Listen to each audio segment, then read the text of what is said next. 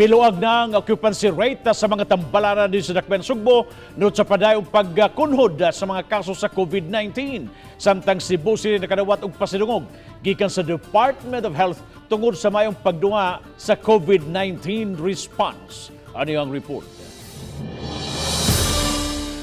Sa record sa Emergency Operations Center, anaan na lang sa 24.63% ang COVID beds utilization rate sa mga tambalanan sa Cebu City.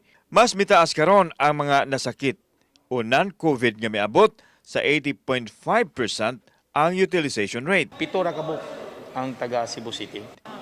And then wala tay critical, na tay tulo kabuk severe, pero unvaccinated na siya. And the rest is walay gipang mo, but they just want to make themselves secure, so na admit sila sa maong tambalanan. Dako usab ang pagbahal sa positivity rate nga 0.40% na lang itandi sa 5% sa WHO threshold.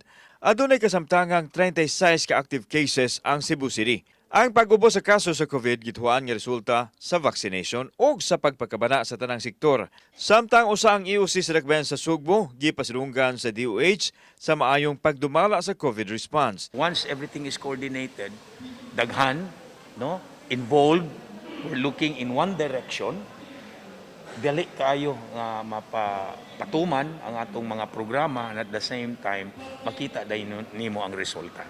Sa pikas bahin, gipadayag ni Mayor Mike Rama nga sa dili pa mo tapos karong buwan na magkabot na ang herd immunity. It will just be a matter of time because we do not have to compare us with them. Their population is only how many? Ours is million.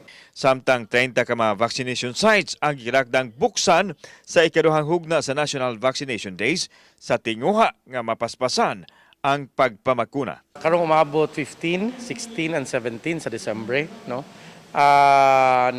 Mag-open ta og sites gyapon, no, but I think dili na siya sama sa 91 sites. Kauban si Cleofer Lumayag, ako si Alan Domingo.